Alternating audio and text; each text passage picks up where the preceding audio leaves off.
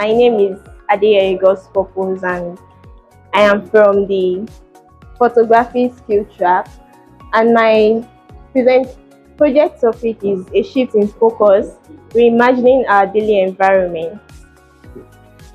Okay, so photography is the art and practice of creating images by capturing light with a camera. And light is the foundation of photography. So without light, a photograph cannot exist. Importance of photography. Firstly, photography plays an important role in documentation. It helps in documenting events, memories, and scientific observation, and even our everyday life. It also helps in communication. Photography has helped in communicating modes, also helps in conveying messages even faster than words will. Also, it helps in supporting businesses through advertising and marketing. For example, the Coca-Cola, for us to be able to know what a Coca-Cola is, it was photographed and we were able to see it before we started taking it.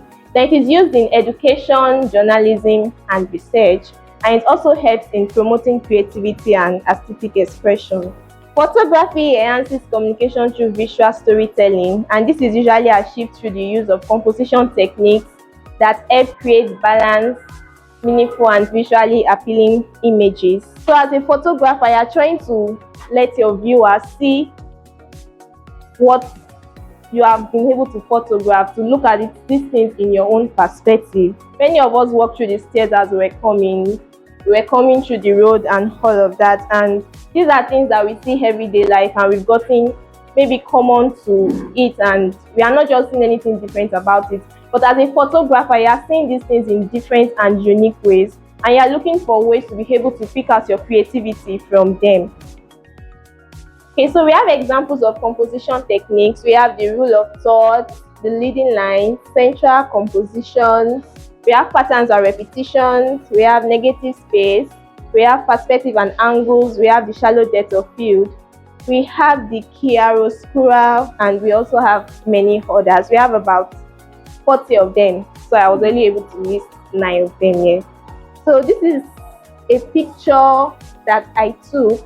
I'll be showing a series of pictures to explain some of these compositions, and all the pictures I'm showing us, I used my mobile phone to take them. So I took this picture, and this is a picture of a staircase with the reflection of the sun going in between the staircase. So let me explain what the chiaroscuro means. The chiaroscuro means is a technique that uses a contrast between light and shadows. So this is the light part, the lighter part of the picture, while these are the shadows. My editing was what made this the way it is. So this has already helped to magnify it. Chiaroscuro techniques help to pop out the lighter part of a picture.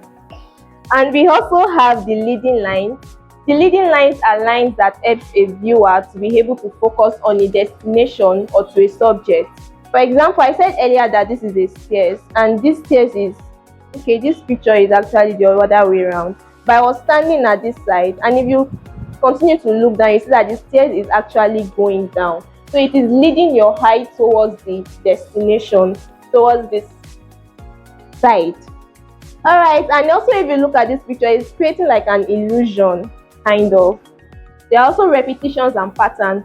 I forgot to add the composition technique, and you can have more than one technique in one picture. So I said we have about 40. So in a picture, you can be seeing 5 or maybe more than 5 and all of that. So it's not just one technique. Then this other one, this is also an example of a leading line. I took this in the faculty of medicine, the staircase. So I was standing at this side, and I was fascinated by the way this thing was.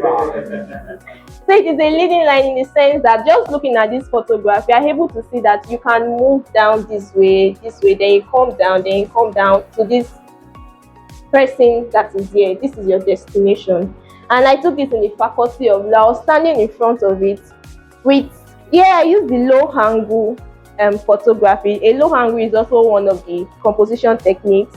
So it is leading you, this straight line is leading you towards this statue that is there. And okay, yeah, that's all. And this is the shallow depth of field. The shallow depth of field is you focusing on a particular subject while blurring the background. This was one of the photographs I took during the 2 week Benin Skill Fest program. Coke that is right here, and the lady holding the Coke, I blurred out the as the background. That is what is referred to as the shallow depth of field. And I also took this photograph here, which is a flower or a plant I found also in the Faculty of Law. I was able to blur the background and focus more on this one. And yes, this is like an hall, and as you can see, you are seeing repetitions, patterns and repetitions.